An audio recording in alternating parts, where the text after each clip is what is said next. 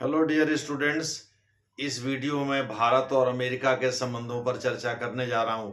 आप सभी लोगों को पता होगा, कल ही रात नरेंद्र मोदी जी अमेरिका के अपनी यात्रा पूरी करके भारत लौटे हैं और कई मुद्दों पर उन्होंने डोनाल्ड ट्रंप के साथ चर्चा किया।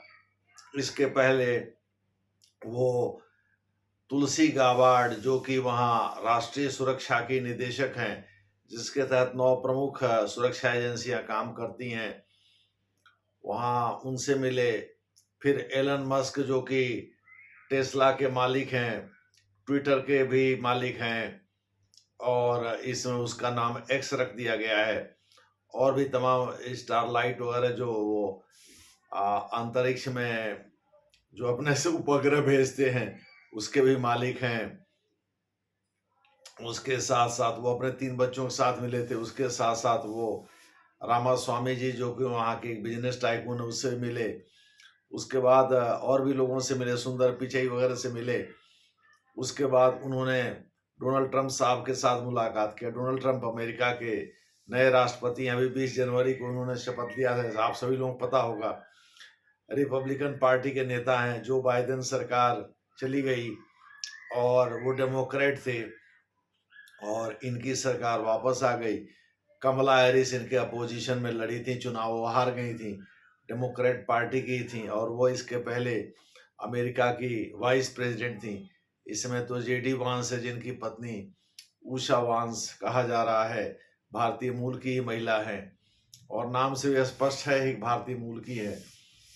तो इस प्रकार से फ्रांस में तो बड़ी सोशल मीडिया पर छिछालेदर हुई थी, भाई जेडी वांस ने अटेंशन नहीं दिया नरेंद्र मोदी को, जबकि नरेंद्र मोदी को होस्ट कर रहे थे। एक्चुअली को चेयर थे वो एआई समिट के। तो वो उनसे हाथ कैसे मिले? वो सबसे हाथ मिलाएंगे, नरेंद्र मोदी सबसे हाथ मिलाएंगे। जैसे वहां मित्रा, जैसे वहां जैसे मैक्रोन साहब कर रहे थे, यानी जो इमैनुअल मैक्रोन, जो कि फ्रांस के नए राष्ट्रपति हैं, वो जिस प्रकार से सभी लोगों का स्वागत कर रहे थे, वैसे नरेंद्र मोदी को भी स्वागत करना था। तो जेडी वांस तो अब कहा जा रहा है भाई, उन्होंने इग्नोर करते हुए नरेंद्र मोदी को जॉर्ज सोरोस और कनाडा के पीएम जस्टिन ट्रूडो के साथ हाथ मिलाया, जबकि ये पूरी तरह से निराधार है। खैर, हम अपने मुद्दे पर आते हैं। तो अमेरिका के नए राष्ट्रपति डोनाल्ड ट्रंप साहब से नरेंद्र मोदी ने मुलाकात की व्हाइट हाउस में, खास करके ईस्ट विंग में, यानी पूर्वी विंग में मुलाकात किया। तो उसमें व्हाइट हाउस तो बहुत लंबा चौड़ा है वाशिंगटन डीसी में, और वास्तव में वो चूंकि अमेरिका के पहले राष्ट्रपति का आवास था, तो उसके बाद ही उसको राष्ट्रपति का आवास बना दिया गया। दूसरे शब्दों में, डिस्ट्रिक्ट ऑफ कोलंबिया, जो वाशिंगटन डीसी है, जो डिस्ट्रिक्ट ऑफ कोलंबिया का हेडक्वार्टर है वाशिंगटन, वह कोई राज्य तो है नहीं एक्चुअली। भले ही वहां से राष्ट्रपति के बैठने का कारण कांग्रेस के प्रतिनिधि सभा में, यानी कांग्रेस के निचली सदन में, हाउस ऑफ रिप्रेजेंटेटिव में 3 सदस्य जाते हैं। 435 टोटल होते हैं, उसमें 3 और जोड़ देंगे, 438। इसलिए 269 हाफ वे मार्क होता है।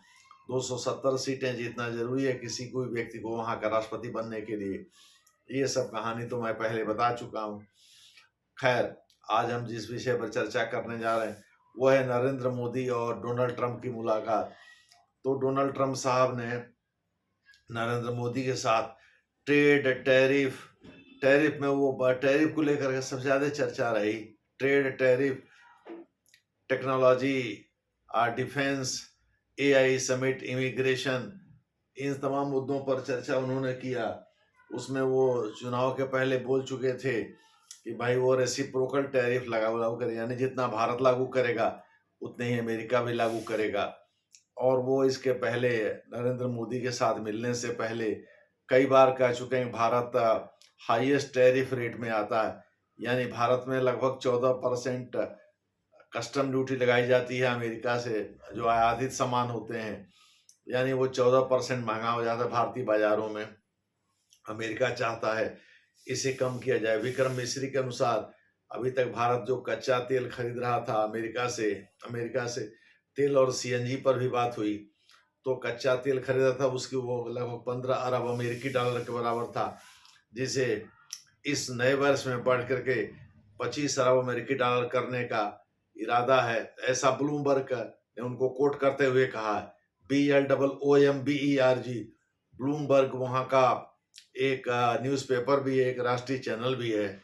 उसने उसने कोट करते हुए कहा, हालांकि बीबीसी का कहना है कि जो डोनाल्ड ट्रंप साहब डींगे मार रहे थे पहले मोदी से मिलने से पहले कि भाई वो रेसिप्रोकल टैरिफ पर बात करेंगे, वो ज्यादातर सिंबॉलिक ही रहा, यानी सांकेतिक ही रहा। भले दोनों देशों ने ये कहा कि 2030 तक दोनों मिलकर के अपने व्यापार को 500 अरब अमेरिकी डॉलर तक ले जाएंगे, यानी जो म्यूचुअल व्यापार है, जो आपसी व्यापार है, कारोबार है, कारोबार दो देशों के बीच व्यापार के माध्यम से ही होता है। तो जो आपसी व्यापार है, यानी जो आयात निर्यात दोनों मिला करके बनता है। आज की डेट में अमेरिका भारत का सबसे बड़ा ट्रेडिंग पार्टनर भी, आपको पता ही होगा। चीन उससे पीछे है और चीन के साथ भारत का व्यापार घाटा भी है, बैलेंस ऑफ पेमेंट घाटा भी है, यानी भुगतान संतुलन घाटा भी है, जिसमें कैपिटल और इंडिविजुअल्स तमाम आइटम आते हैं, पर्यटन बीमा, जहाजरानी, ये सब इसमें आ जाता है। लेकिन अमेरिका के साथ भारत का प्लस, यानी भारत अमेरिका के साथ जो कारोबार करता है उसमें भारत को फायदा है, यानी भारत का बैलेंस ऑफ पेमेंट उसके फेवर में है, ट्रेड बैलेंस भी उसके फेवर में, यानी व्यापार घाटा भी नहीं है और भुगतान संतुलन घाटा भी नहीं है, यानी करंट अकाउंट डेफिसिट बिल्कुल ही नहीं है, जो बैलेंस ऑफ पेमेंट के आधार पर तैयार किया जाता है आयात निर्यात के अंतर को देखते हुए। तो चीन के साथ घाटा इसलिए है कि चीन भारत से ज्यादा कच्चा माल ही खरीदता है और तैयार माल भारत को बेचा जाए, तैयार माल की कीमत कच्चा माल की तुलना में ज्यादा होगी, जबकि अमेरिका से भारत जो कुछ भी मंगाता है उससे ज्यादा भारत को, अमेरिका को बेचता है भारत। तो इस प्रकार से डोनाल्ड ट्रंप चाहते थे कि भाई ऐसा है, अमेरिका जो सामान बेचता है भारत को उस पर आयात शुल्क कम हो, यानी कस्टम ड्यूटी कम हो, भारत जो 14% कर लगाता है उसे कम करे। हालांकि वो डींगे मार, बीबीसी के अनुसार वो बहुत डींगे मार रहे थे मोदी साहब से मिलने से पहले, लेकिन जब मोदी साहब मिले तो उस समय वो खामोश हो गया, ऐसा बीबीसी का मानना है। यानी ये लार्जली सिंबॉलिक ही रहा, सांकेतिक ही रहा। माने इस मामले में डोनाल्ड ट्रंप साहब ने कुछ उल्टा पलटा बयान नहीं दिया, न उल्टी पलटी बात कही, और तो और उन्होंने इलीगल इमिग्रेशन पर जो प्रस्ताव दिया, भारत पहले से माइंड मेकअप किए हुए था। जो लोग डंकी रूट के बारे में पहले चर्चा कर चुका हूं। तो जो लोग इधर उधर से अमेरिका पहुंचते हैं अवैध तरीके से, उसको भारत ने सहर्ष स्वीकार किया, उनको लेने के लिए भारत ने तैयार है और भारत में उनको मदद दी जाएगी रोजगार के माध्यम से, फाइनेंशियल हेल्प के माध्यम से, जैसे भी भारत तैयार है।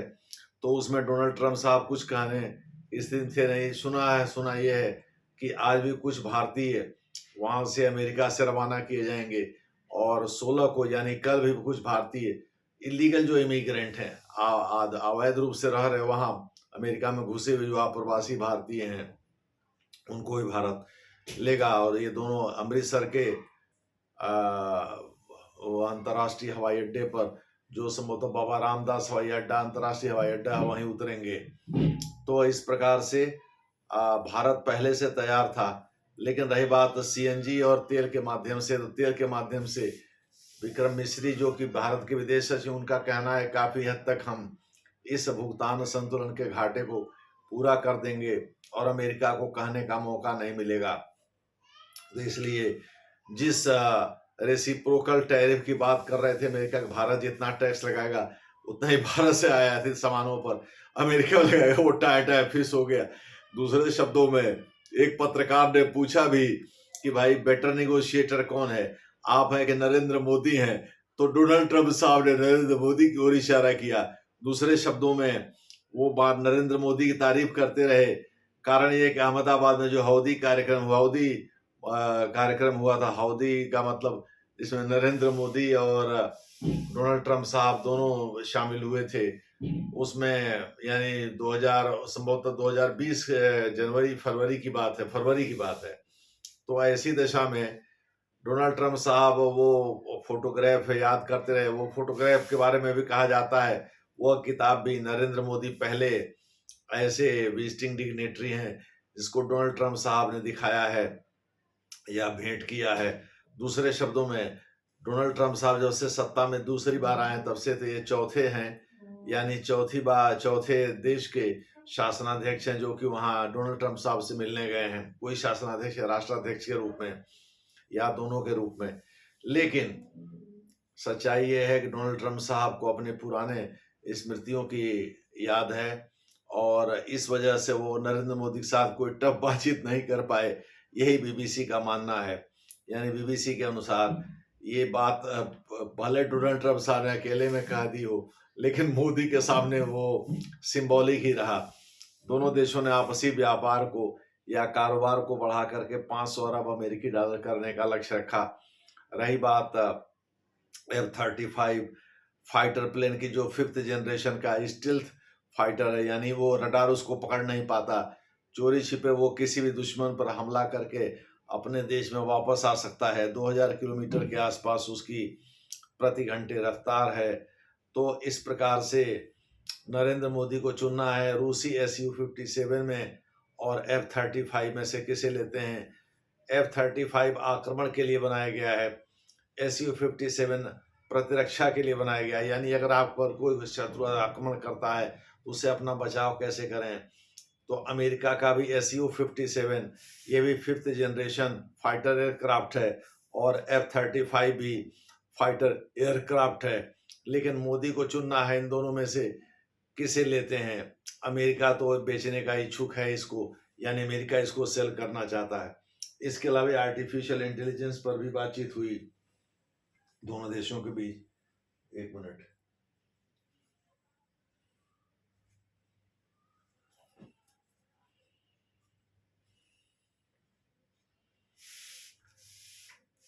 सीएनजी ठीक प्रकार से, ठीक उसी प्रकार से जैसे किसी तेल को सप्रेस करके या कंप्रेस करके उसको गैस में तब्दील कर दिया जाए, उसी से रिलेटेड है सीएनजी।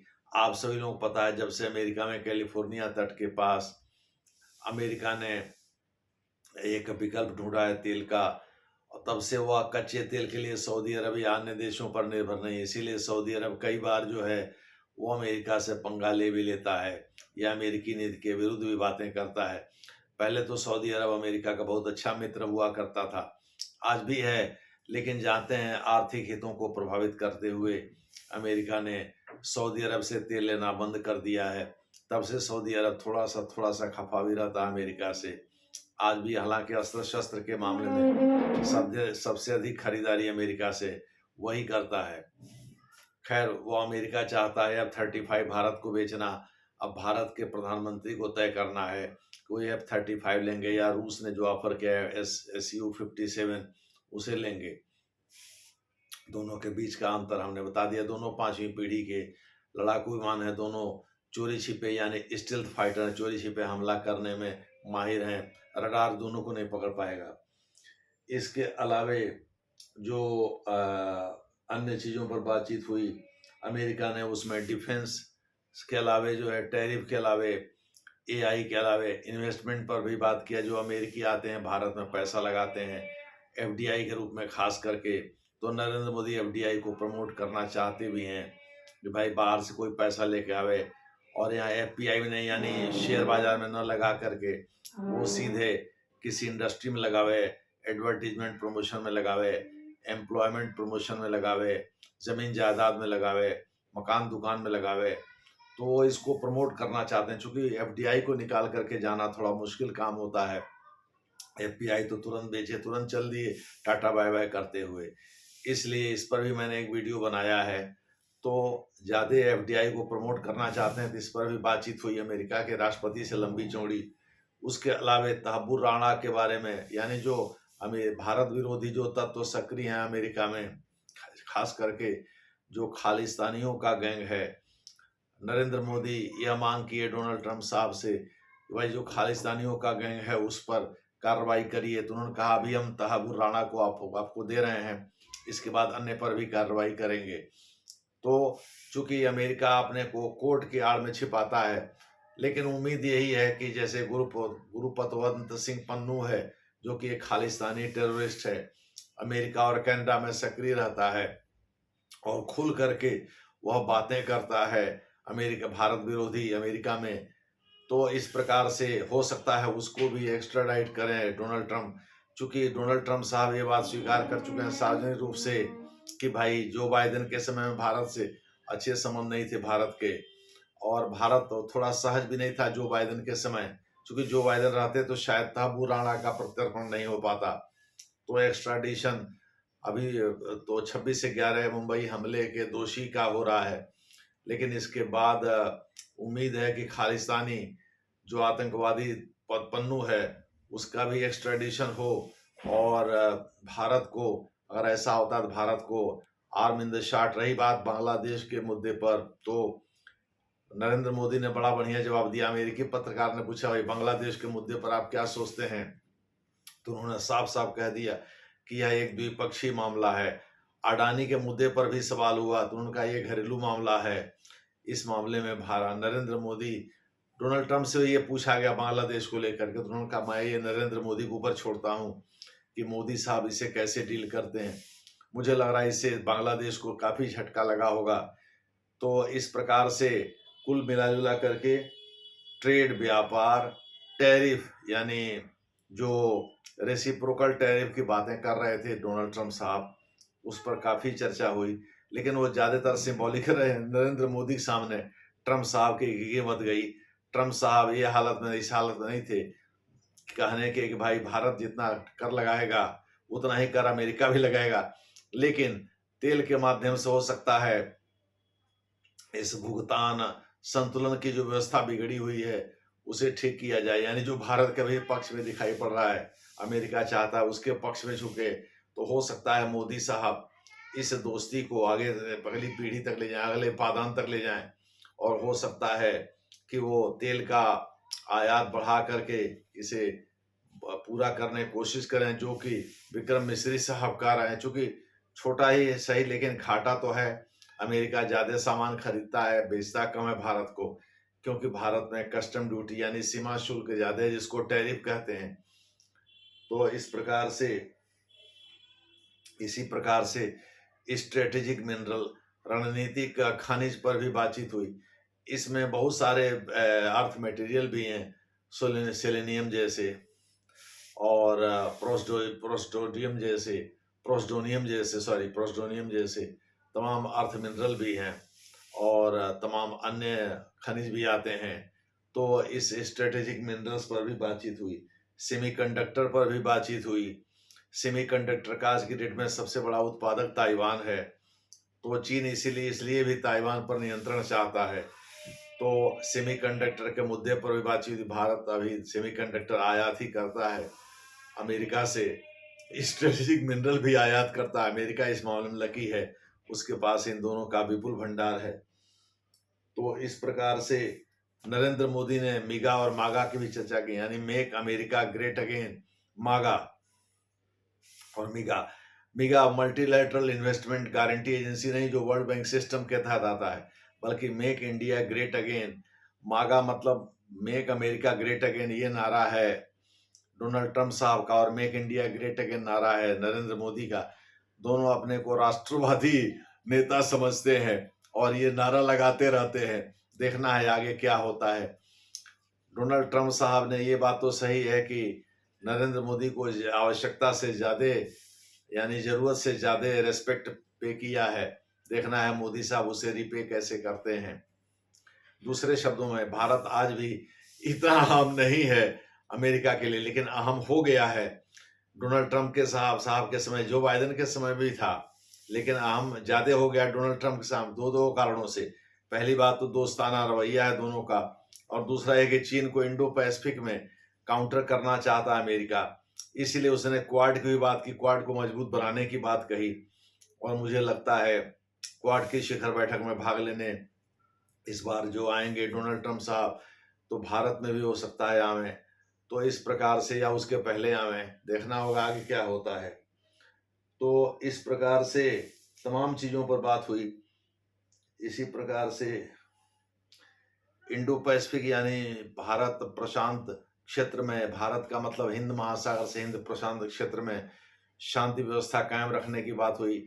इनडायरेक्टली दोनों ने चीन को टारगेट किया, चूंकि चीन अपनी कारस्तानी से बाज नहीं आता है। कहा जा रहा है कि नेवल पावर में उसने अमेरिका को भी पीछे छोड़ दिया है, नौसैनिक शक्ति में। तो अमेरिका इस बात को लेकर के भारत को अपने साथ जोड़ना चाहता है।